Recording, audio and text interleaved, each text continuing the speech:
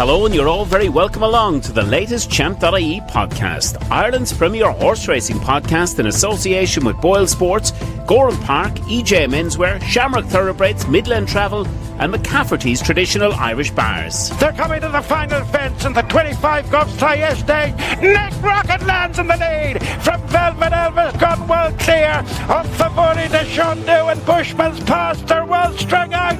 Nick Rocket on the stand side for win number 10 in the race for Willie Mullins. Enter our Champ.ie headline competition in association with Midland Travel, where you could win a trip for two to the Cheltenham Festival 2026. For a chance to win, simply subscribe to the Champ.ie podcast on YouTube if you haven't already, and scan the QR code to enter your competition details today. We look forward to discussing your weekly #5cast selections in the comment section below. Hello, and you're all very welcome along to Season 7, Episode 3 of the Champ.ie Horse Racing Podcast. And we are back again with another fantastic show for you this week. We've got 5 races to look forward to in our 5cast selections that we will want you out there to contribute and put in your selections down below. As always, I'm joined by Barry Doyle to look at this weekend's racing action. A big thank you as well to our sponsors. And before we get to our sponsors, we take a look at the 5 races this weekend. We've got the Haldon Gold Cup at Exeter on Friday. We look at the Elite Hurdle, the Badger Beers, the Novice Handicap Chase at Aintree on Saturday, and the Grand Sefton Handicap Chase, and they are our 5 races. We're also going to hear from our very special guest this week, Jack Tudor, of course associated with the David Pipe stable. He takes a fair bit of pulling up at the top of the gallops. I think that's always a good sign. And as always, we'll hear from Stephen Thorne, who'll give us an update on his runners at this weekend. Big thank you, as always, of course, to our sponsors. We've got Gowran Park, BOYLE Sports, EJ Menswear, Shamrock Thoroughbreds, McCafferty's Irish Bars, and Midland Travel. Delighted to have all of those. So we have an action-packed show. And of course, here at Champ.ie and in association with Midland Travel, we want to give you a chance to win a trip to Cheltenham. To begin with the chance of winning an all-inclusive trip for two to the 2026 Cheltenham Festival in association with Midland Travel, Ireland's leading horse racing travel specialist. Simply subscribe to Champ.ie on YouTube if you haven't already, and scan the QR code on screen and answer the following question. Who won the 2025 Cheltenham Gold Cup? Was it 1. Galopin de Champ, 2. I Know the Way You're Thinking, or 3. Marine Nationale? Register your competition details today, including your YouTube username. Don't forget, you must subscribe to Champ.ie on YouTube to qualify. The competition winner will be announced on Thursday, the 12th of February. Best of luck and be lucky.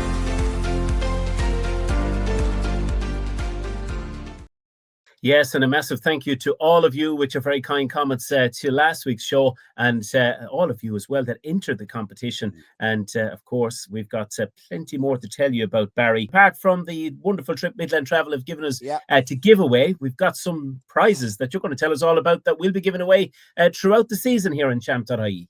Yeah, put your 5cast in, of course, this week. 2 winners or more to qualify.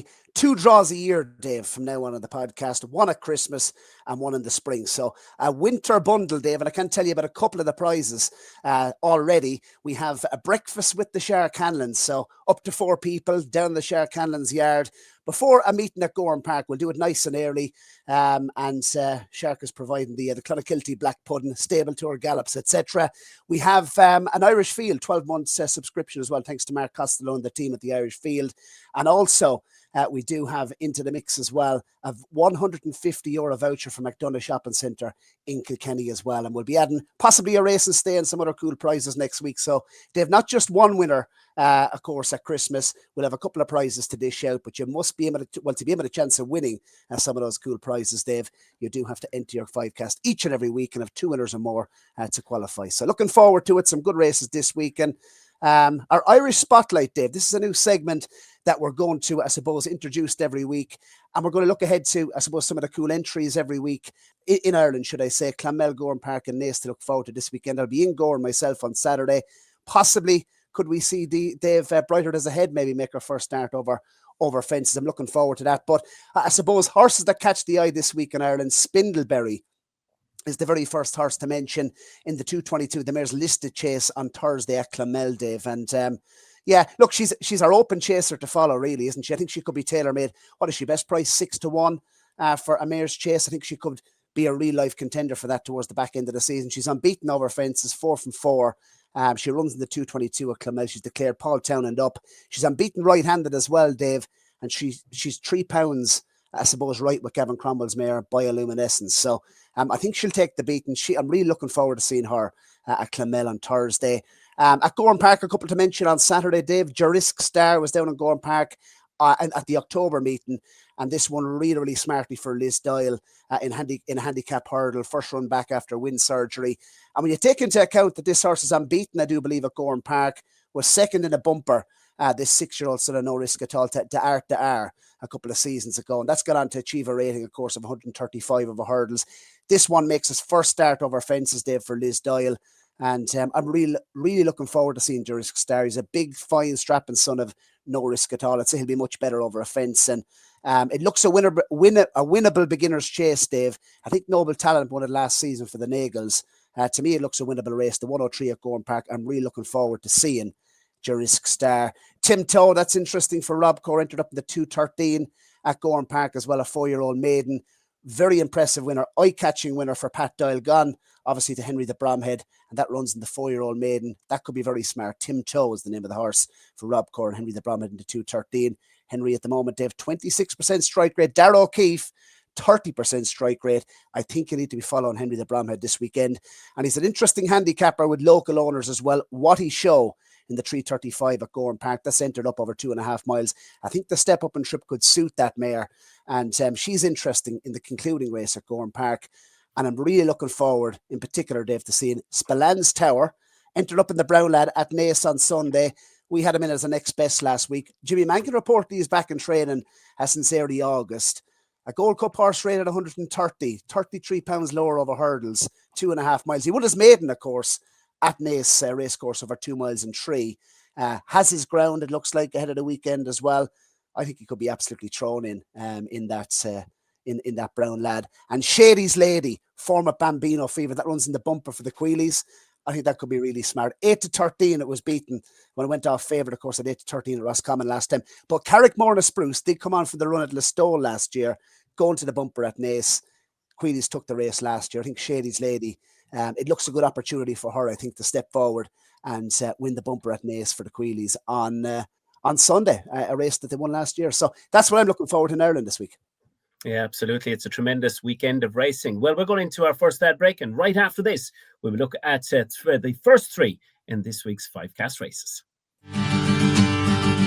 McCafferty's traditional Irish bars are located across Ireland, the UK, Spain and the United Arab Emirates. McCafferty's bars provide the perfect backdrop and atmosphere to watch all horse racing and sports events, serving traditional Irish food and music played 7 days a week. Come to McCafferty's for the crack and stay for the experience. Check out McCafferty'sBars.com. Yes, McCafferty's Bars, and to all our sponsors, a massive thank you for your contribution on season 7 and all of the episodes through the year. Right, Barry, we kick off our 5-cast on the Haldon Gold Cup at Exeter, the 225 on Friday. BOYLE Sports, our betting partner, of course, they make at the top of the market Caliph de Burley for Paul Nichols, who's reportedly given this, really good positive vibes. And also, we've got Gidley Park in there for Harry Fry, Brian Carver at 5-1, 11-4 second in the betting with BOYLE Sports. JPR1, your take on this one? Yeah, Caliph de Burley, all the rage. Well hyped up, isn't he, by Paul Nichols, 5 years of age. If you're looking, I suppose, at the race itself, Dave, I think it's been 26 years since we've had a 5-year-old winner of the Haldon Gold Cup. A race traditionally farmed by either Paul Nichols or the Tizard team, and I think that could be that way once again. But Flagship Uber Alice was the last 5-year-old to win the race, and I think the big thing to mention here is JPR1, his standout performance over the last couple of seasons was in this race last year, and he carried top weight. If you actually look at the race last year as well, JPR1, I thought he won a race at Haldon Gold Cup that was probably the best renewal in about 10 years. I think you have to go back as far as Politologue to look at a Haldon Gold Cup that was as deep, because if you look at the form, I mean, it's really worked out. Jello, second to JPR1 in the race last year, and he's gone on, I think, to improve the guts of 16 pounds. We saw him winning last weekend, albeit over a longer trip. But I just think it's it's worth siding at 11-4 with JPR1. I'd be quite strong on him actually to repeat the feat here. The Tizards have won this race on 3 occasions, Dave, in the last 4 years.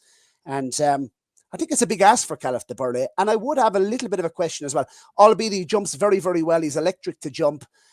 He's only going to improve. He did get a free lead at Aintree when winning, of course, at the back end of last season. Brookie was second. What's he rated? He was coming into the contest for Anthony Hundeball, I think, rated 135. So I'm a little bit suspect over the Caliph de Burley form overall. And I think, JPR1, if he repeats the performance from last year on ground that he loves, travels, jumps, stays well, handles the nice ground, I think at 11-4, he's definitely the bet for me in the Haldon Gold Cup. And it's a race that I always loved, by the way, Q Card. I used to love watching him start out here every year. Absolutely. Now let's move on to the Elite Hurdle, the Grade 2. Maybe there's not an awful lot to talk about here because I think we're very much both in agreement that the odds-on favourite for Paul Nichols and Harry Cobden, Rubod, I think it's going to be impossible to beat in this one. Is he with ground and everything in his favour? I think there might just be enough rain at Exeter to see, quality racing on Friday. But I'd have a worry in terms of West Country weekend for Wincanton on Saturday. I think we just have 6 mil due, and there's obviously firm in the description already. So I think you're right, Dave. Look, we put this on the list of races to preview, and it mightn't be much to preview. This could be a walkover yet. I wouldn't be surprised if this was, we 3 runners in the race last year. Will we even have 2 runners this year? Will it be a walkover for Rubo? I'm not entirely. Look, I think obviously if all the fancy runners, I actually dropped Tom Lacey a voice note, Dave, to ask, was he planning to run Gibbs Island? We're working before decks here, obviously. And he'd said, he did say to me that he would want to see, rain before, and I'm sure a lot of the connections are the same. So, but look, one horse that won't mind the rain, Dave, I don't think we need to spend long on it. I thought, he's done the double at Kempton and Wincanton for the last two seasons running, Rubo. He looked better than ever last time. It had jumped the last very nicely as well. And he's given weight to a race fit 150 rated Bird at Road. That was a good performance. He'll be tough to beat no matter who turns up here, Dave. And Rubo for me, I think that's an easy to answer race too. I think it certainly is. And then on to race number 3, which of course is the Badger Beers. It's the big Premier Handicap at Wincanton on Saturday. And look, it's a Premier Handicap. It's over 3 miles and a furlong. It's competitive. There's plenty in here. Where are we starting off with an idea of a winner for this one? Looking at some of the trends, Dave, look, 5 of the last 7 winners carried 11 stone or more. And don't be afraid to back an elderly sort here. This was almost a veteran's chase in the last couple of years, not to be disrespectful. I mean, I think we'd Al Dancer win it last year, 11 years of age. And on the short list is actually Emma Lavelle's thriving 11-year-old hanging there, who I suppose looking at his overall form, he looked as good as ever. I thought at Chepstow last time, jumped the last big and bold, hit the line very, very hard. He's got up 5 pounds, Dave, but he has previously peaked at a rating of 157. So I think there could be more still to come from him, incredibly, at his age. He ran okay, of course, last autumn in the Charity Hall Chase Grade 2 contest. So, I mean, if he bounces back to that level of form, he could be tough to beat here. I think he's won at this meeting in the past as well, Dave. He took out the Rising Stars a couple of seasons ago as well. Couple on the short list here against, that would be my, I suppose, most solid selection in the race. I think he's in good form. He's coming here race fit, hanging there, and he was good at Chepstow. Short list for the race, Dave, the Die in Chief, interesting for Alan King. Could he have perhaps an eye on the Old Hennessy, of course, handicap chase at Newbury? He's mentioned that in his stable terms. He could be the most unexposed type in the race if he does go. I'd make him very interesting if he did. Collector's Item won the Somerset National as well at Wincanton. I think it was last January. So he's interesting as well. And when others are fading, he'll be staying on. But the other one to mention, it could be a good weekend for the Tizards. Alexi won last weekend, of course, gave them a Saturday winner. And the Changing Man ran a cracker as well, our selection in the handicap chase, the Sodexo Gold Cup. Eldorado Allen, don't be surprised. He will be my second pick in the race. So 2 each way, maybe, Dave, if you'll allow me, against the field. Hanging there, the solid one, and Eldorado Allen. It's incredible that I suppose he's dropped 8 pounds over the course of the last 12 months, and he did peak at a rating of 166. So he could be absolutely primed for a big run here, and he could bounce back. So Eldorado Allen at 14-1. I'd also have a nibble on him each way. Yeah, very, very interesting race and competitive, as you would expect for such a Premier handicap. Right, that's our first 3 races. We're going to head into another ad break, and we'll be back with the final 2 races in this week's 5cast. That is the 2 Mile 1 Novices Handicap Chase at Aintree and the Grand Sefton Handicap Chase at Aintree also on Saturday. Irish thanks folks, it's going to be a Baltic winter and our winter wonder is back here at EJ Menswear and EJMenswear.com. €279 for 5 pieces all in, including your wool coat. We've an unbelievable selection in this. Start off with your coat, build that. Choose a top from a quarter zip knit from Ted Smith. Any of our shirts, hundreds and hundreds of different combinations you can put together here. I've gone all black with the charcoal grey coat. Everything included in this, your coat, your quarter zip, or your shirt or your top, your bottoms. We even throw in the free scarf and socks. €279. It's a saving of over €200. The colours in the coats are class. You've got your camel there at the front. You've got your French navy. You have the black and you have the charcoal that I'm wearing here. A saving of over €200. The Winter Wonder Bundle is live now on the website, EJ Menswear and in-store in Grattan Street in Sligo.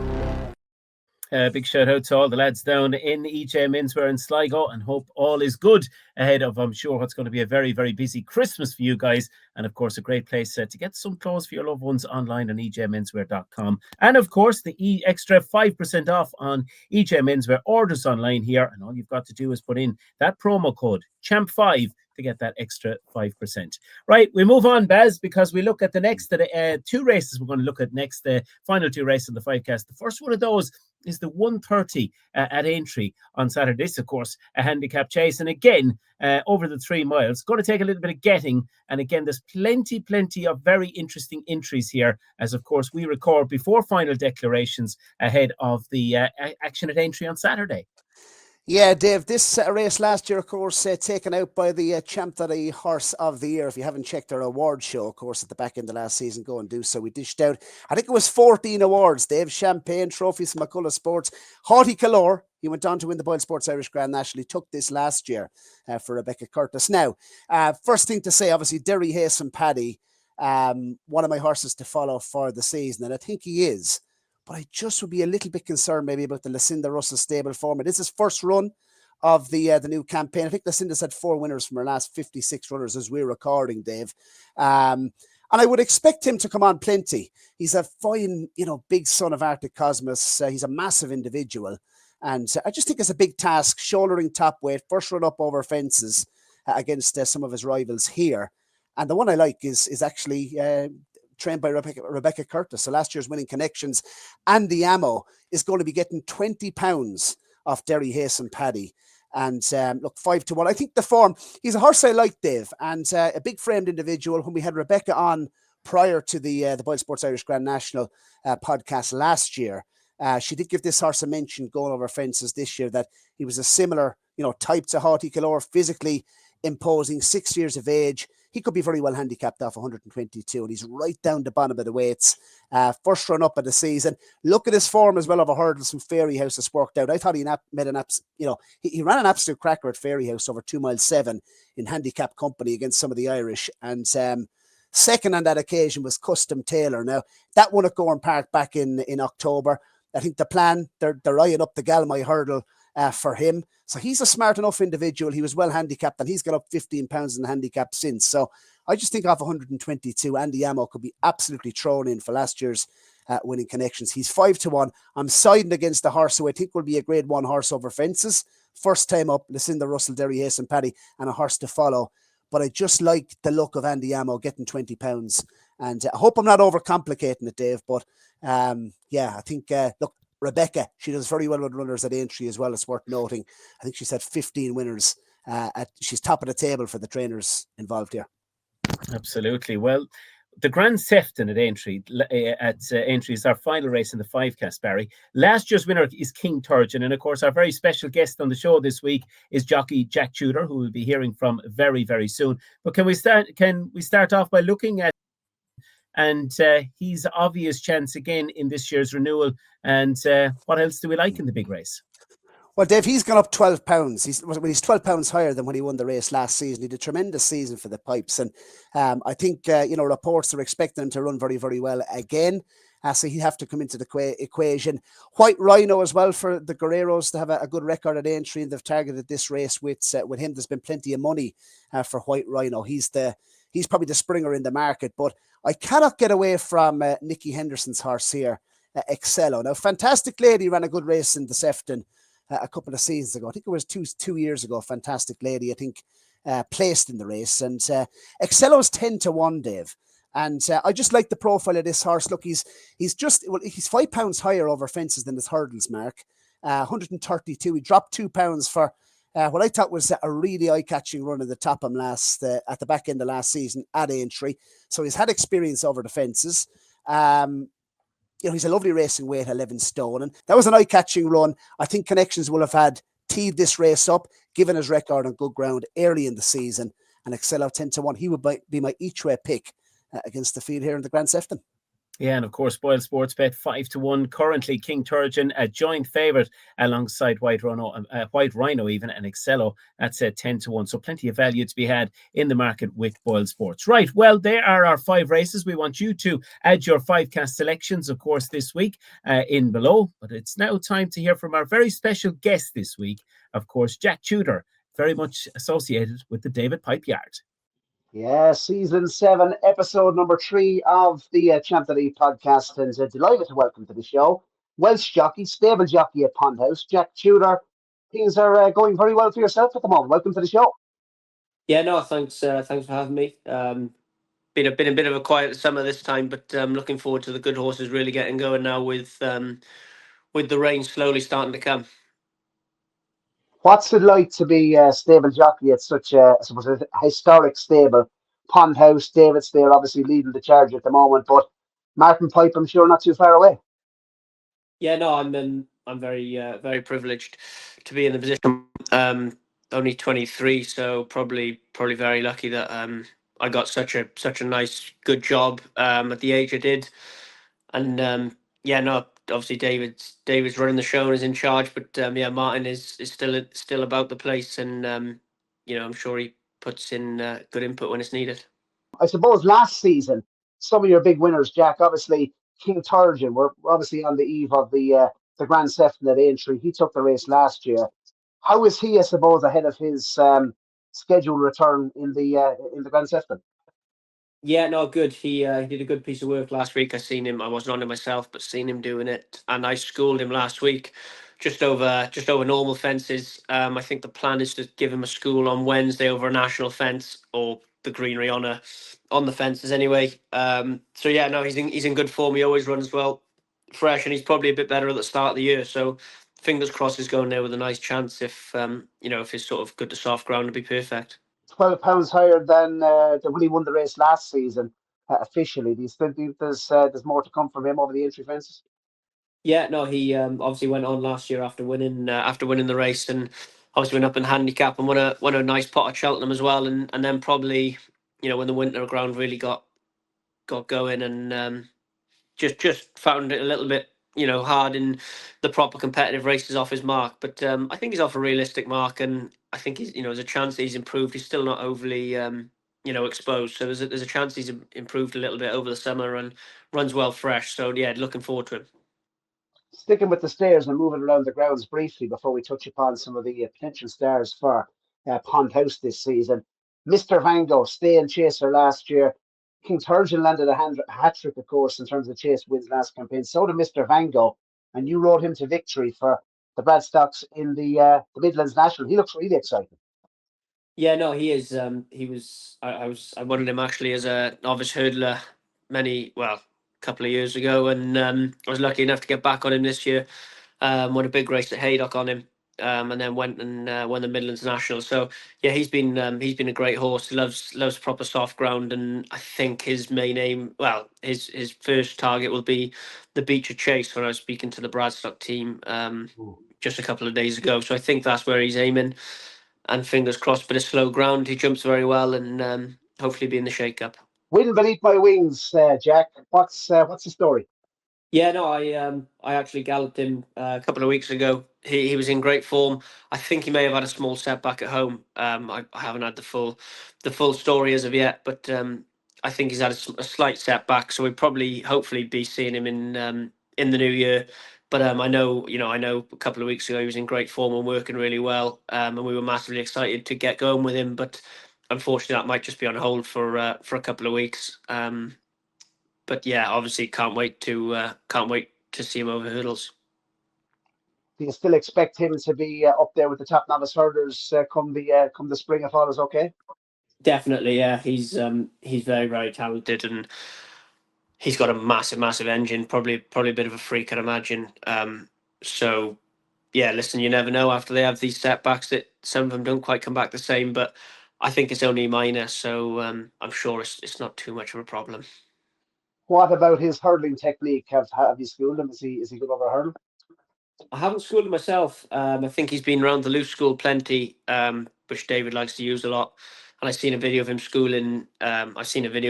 So yeah, no, he looks to have the mind and the right attitude for jumping hurdles, and seems to jump them well. So yeah, no, fingers crossed it won't be a problem. Two I wanted to mention, owned by Blockhead Racing, Gentleman to Boot, son of Harzand, really impressive winner at Newton Abbott. Pulled out plenty, didn't he, in the finish over 2.5? Yeah, no, he did. I actually I rode him in a bumper in the same meeting last year at Newton Abbott, and couldn't believe he got beat. Travelled real well, quickened off the bend, and just didn't quite see it out the last half of furlong. Actually got beat by two smart horses, Idaho Sun and a mare of Dan Skelton, so I can't think of her name. She went on to win a listed race. But yeah, no. To be fair, his hurdling was not the best. He schooled well at home. Just probably lacked doing a little bit on the grass before going to Newton Abbott. So he was a little bit rusty, but I'm sure he'll improve a hell of a lot. Made two bad mistakes at the second last and the last, and still managed to, put his neck down and hit the line strong, and probably beat a smart enough horse in second. So fingers crossed he takes a big step up for it, and there's plenty of improvement there to come from. And Geranicon, he obviously he looks at a nice sort of beast as well for the same owners. Yeah, no, he's one of my favourite horses, actually, to be fair. He's just got a great attitude, and a joy to ride, settles really well, and has definitely got an engine as well. I thought we run him in Newbury. I think it was the last run of the season when he won. I thought he was really well handicapped that day, and I couldn't really see him getting beat. And luckily he did as I thought that day. That was over 2 mile. I think there's a big chance we can step him up in trip to 2.5. There's also an option of jumping a fence as well. But I imagine he'll start somewhere 2 mile, as long as we get soft ground over 2 mile over hurdles. And he there's plenty of big races in him, and he's got a great attitude to go with it. A French recruit that's been getting the headlines of late, it's a Parchment. Are you hoping that he could be exciting for the new season? Yeah, no, for a great owner as well. John White, he slotted into the system very, very well. I schooled him and galloped last week. Give me a great feel galloping. Jumped really, really well.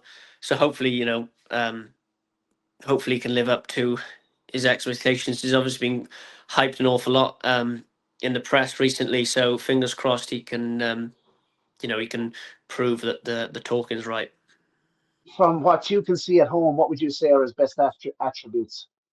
Just very laid back. Very laid back. You wouldn't really know he's there. He just goes about life with a real relaxed manner. And then, when you get on and gallop him, really comes alive and hit the top of the gallop very well. That's what I like. He takes a fair bit of pulling up at the top of the gallops. I think that's always a good sign that they're finishing their work strong. And yeah, no, he's and a very good jumper as well. Very quick from A to B. Doesn't mess around too much. So yeah, no, hopefully he can be one to really look forward to in juveniles this year. What about ground? Are we likely to see him soon, do you think? Is he forward and ready? Yeah, he took a good blow last week when I worked him. So it would have put him, it wouldn't have put him far away for a run. I'm obviously not sure where he's going to go as of yet, but I'd imagine he'd be out in the next couple of weeks. I think he's probably, versatile enough of ground. He'll definitely want safe ground. He'll want, probably good to soft in the description at least, to get him going, and then sort of learn a little bit more about him after the first day. Yes, Jack, moving to the point-to-point field, and recruits from the point-to-point scene came to the hands of the Slatteries in County Tipperary, and form tied in with the well-touted Crystal Desterman. No walkover as the horse, second to Harry Durham's new recruit in a point-to-point, and he must be excited as well, is he? Yeah, no, a lovely horse. I haven't sat on him much, to be honest, but seen him around the yard. He's a big, real good-looking, chaser in the making. I think his work's been very good. So, another horse. Look, just waiting for proper soft ground really to get him running. But I'm sure he'll probably start in a bumper, but his future is more than likely going to lie over hurdles and fences, over a bit more of a trip. But he will, I'm sure he'll start in a bumper within a couple of weeks, as long as we get the rain. Another exciting horse to mention as well, Jack, Kingston Queen. She's entered this week, placed in the entry bumper, of course, at the show Lynn. How good could she be? Yeah, no, she's another one. She wouldn't show you an awful lot at home. She sort of goes about her work and is probably a bit lazy through her work, which is usually a good sign. They're saving it for the racecourse. She holds a declaration actually at Chepstow on Wednesday. So yeah, no, fingers crossed. Fingers crossed. I think a hurdle's going to definitely help her. She's got a great mind, and she's definitely one that's going to want a trip in time. But we have to start somewhere, so we're starting in Chepstow on Wednesday, and fingers crossed she can run a nice race. Improve a lot for it, and then look at bigger and better things with it. Horse that you're hoping maybe can take Pond House close to the top this season. Yeah, obviously we chatted about Parchment already. He's obviously comes with a big reputation, and hopefully he's hopefully he can do what we hope he can, and live up to them. But the horse I really like is a horse called Gowran. I don't think we've seen half the best of him yet. I think he's got plenty in the locker, and I can really see him winning a big race this year. Gowran Park Racecourse, the premier racetrack in the southeast of Ireland, is located on the outskirts of Kilkenny City. Known as the race that stops the county, the famous Goffs Thyestes Chase 2026 takes place on Thursday the 22nd of January. With packed crowds expected once again this January, you can book your early bird tickets online today. Visit GowranPark.ie online, click the link in the Champ.ie podcast video description, or scan the QR code on screen to purchase right now.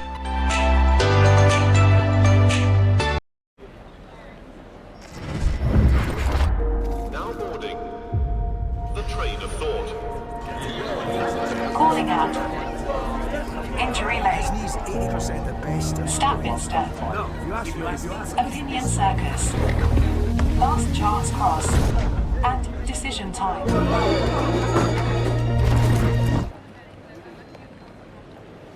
Back yourself.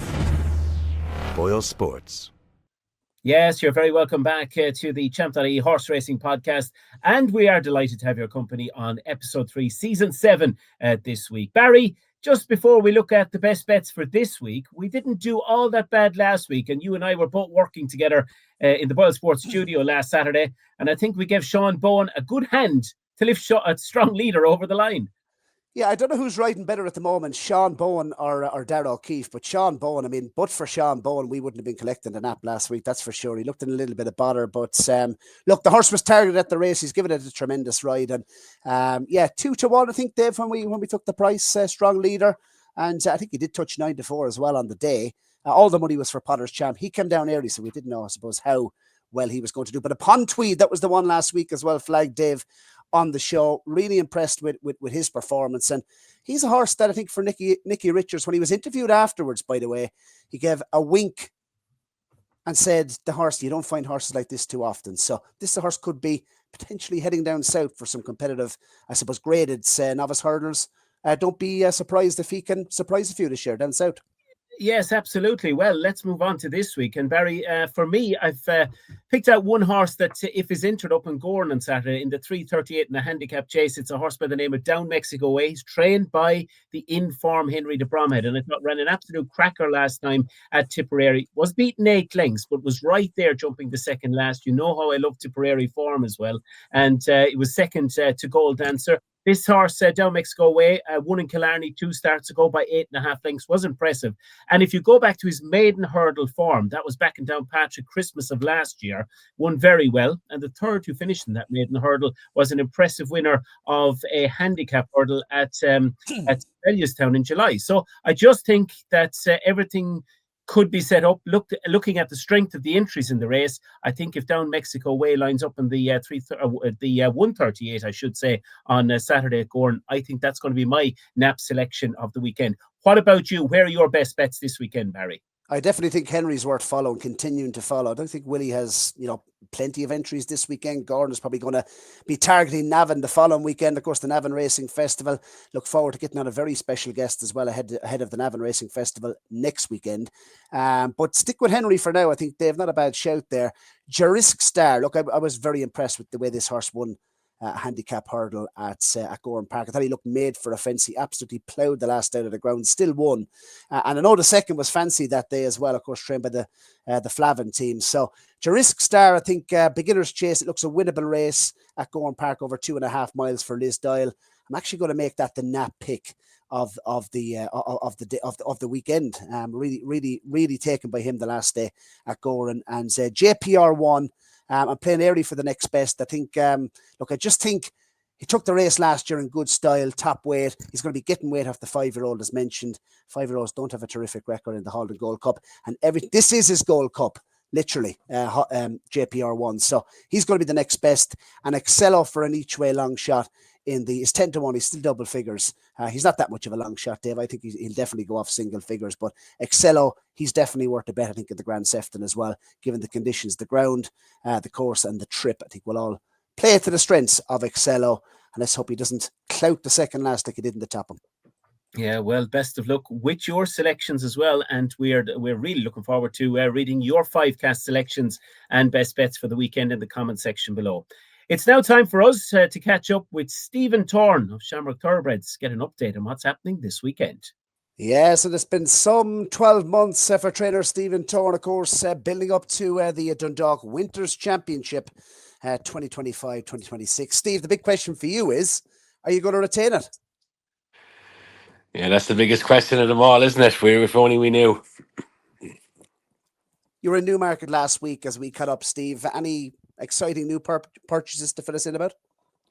Yeah, we were busy last week, Barry. For the first time in many years, we were able to land a blow there. Obviously, the horse and training sale has been very competitive. The foreign demand for these horses internationally has grown, and I just felt this year, for the first year in years, we were able to get stuck in, if you like, and we come home with a couple of nice horses. We managed to purchase 4. 2 of them are very nice Saturday horses, and I'm hoping that we might be able to get a stakes winner or 2 out of them. What type of pedigrees have you back, Steve? Any eye-catching pedigrees? Well, look, at form-wise, I bought Curdos last week off Clyde Cox. He's been performing at Group 1 level this year, 5th in the King's Stand at Royal Ascot. The first horse home from the lowest of draws in that race, and if we can rekindle the fire, he was placed in the Flying 5 last year as well. I think he was 4th in that. Dancing all the big sprints this year. So he's a very exciting horse for next season, and he'll be put away now, and we'll probably gel the horse over the winter, and hopefully that he'll take us to some of the big days next year. The Winter Championship, of course, kicks off today as we're recording, Steve. We're going to look ahead to the runners this upcoming weekend, of course, on Friday night at Dundalk. You have 3 runners in. And first up, Pink Oxalis runs in the Cooley Stakes. You mentioned that last week, and she's improved, I think, the guts at 30 pounds. 64 she was rated when she won at Dundalk. She's gone up to 94. The question I have for you is, can she get past 100? Yeah, look, she's been obviously a filly that has just improved all the way through the season. To start off 59, I think at the start of the year, just improved, and we mentioned her last week. She's been a real star for us, and a very inexpensive filly. So yeah, she was 5th in Naas the last day in the Garnet Stakes, the first run in Stakes Company, and she acquitted herself well. She was staying on 5th. She's a polytrack winner from earlier in the season. The last night we had the treble, she was part of that. Obviously this is a different kettle of fish altogether on Friday, but we have a nice draw to work from there in 8, just outside the middle. Jack Carney booked to ride, who knows her very well, keen to keep Jack on her, and hopefully we can get hopefully we're aiming for black type with her, and if we get her place, it'll be a big thrill, and anything after that will be a bonus. It's a tough competitive listed race for the Cooley Stakes this year. And I suppose looking at her well-being at the moment, how does she compare shape-wise? She obviously won at Champions weekend at Leopardstown. How does she compare in terms of her condition heading into the race? Yeah, I couldn't have her in any better shape. She had a little easy time after Leopardstown. We built her back up for the Garnet Stakes, and we gave her a bit of work last week now, and she seems very well in herself. Obviously, fillies this time of the year, it's hard to catch them. You know, some of their bodies can be shutting down this time of the year, and you know, some of them can be in need of a break, especially the fillies. But she's holding her coat well, and she's looking $1 million. So. Obviously, I was hoping this field would be a little less competitive, but look, she's as tough as nails, and she's proven that she handled the track here from early on the year. And there's a good few of these with rated higher than her that are a bit more out of form than she is. So that'll hopefully increase our chances of getting our place at the very least. 11-time winner, High Time You Won. Now, we know this horse means quite a bit to you, Steve. Seems to win on all the big days. It'd be nice if he could kick off with a win on Friday. He's one of two entered, of course, in the same race. I do believe it's the 7:55 race. Correct me if I'm wrong, Steve. High Time You Won, the 9-year-old, 11-time winner. And he's £6 lower than what he won in March. Yeah, I think the handicapper, like obviously we went on a roll last winter with him between the couple of handicaps and the claiming races in the new year. He didn't win till I think it was the first week of late January, early February last year.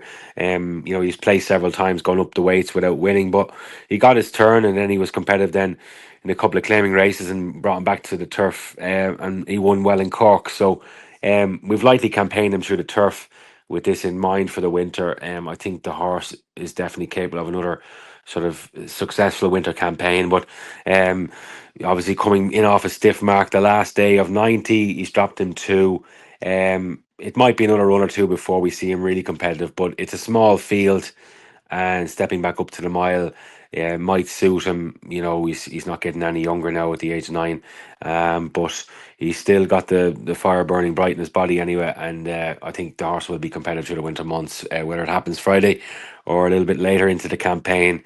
The handicapper was quite severe on some of my older horses last year, and this horse is just might be a couple of pounds too high, but a small field, and I wouldn't rule him out.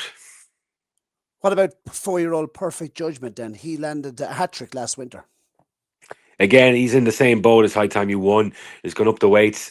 He again was lightly campaigned through the summer months with a winter campaign in mind. So small field will definitely suit him. Ben Cohen booked to ride. Drawn out in 7 of the 7 runners, but he's a hold-up candidate anyway, so I'm just hoping that there'll be enough pace injected into the race. I suppose Tokenomics, that was just beaten for David Manan the last night, is probably the one to beat.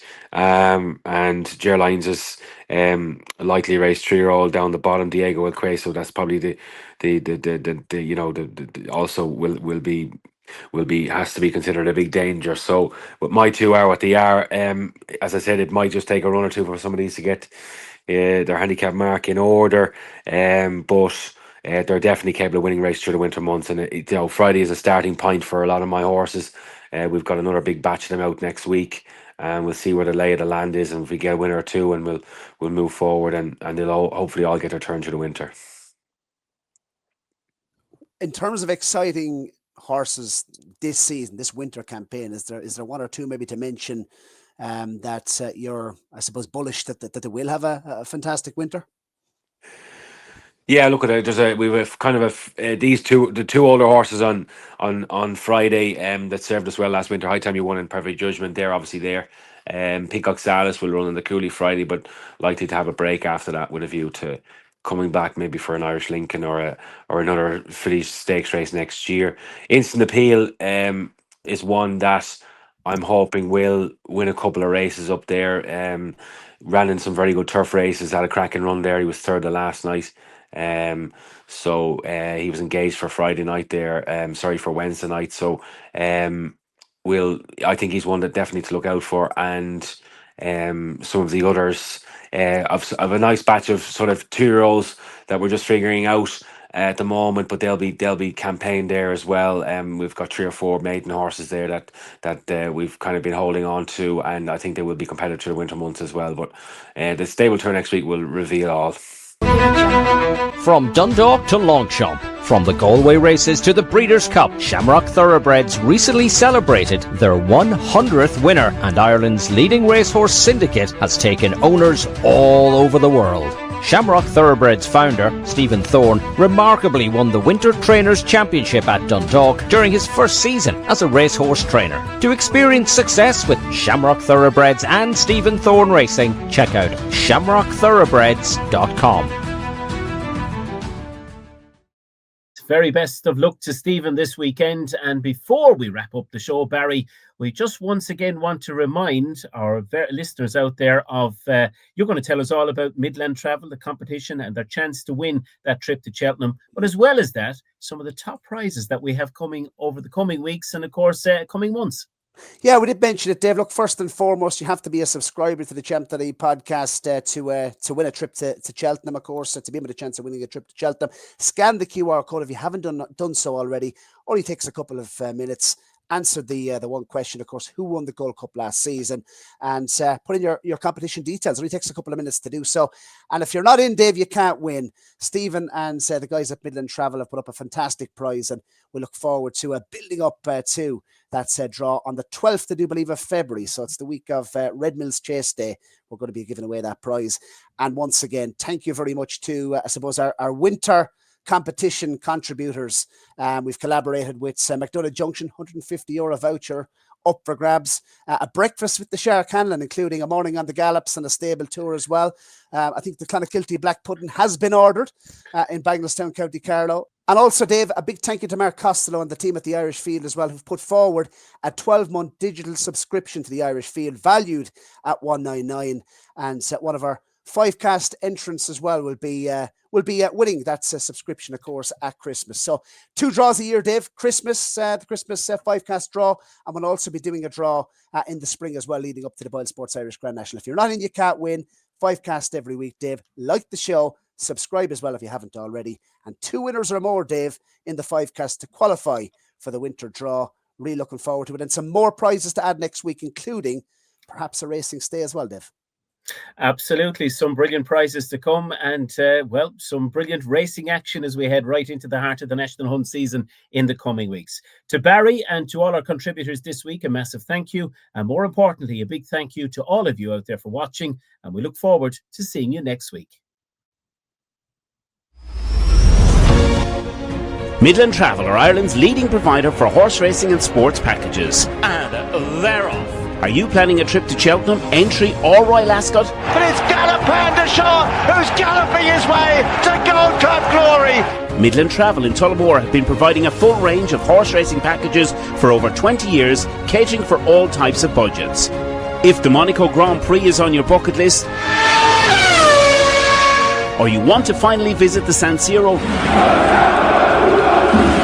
Stephen and the team at Midland Travel can help you realise your sporting travel dreams. Midland Travel are the only company in Ireland that runs coach and ferry packages from both Manchester United and Liverpool. Midland Travel also specialise in golf tours, school tours and club training camps. Check out midlandtravel.ie or contact 057 932 6777 for more information.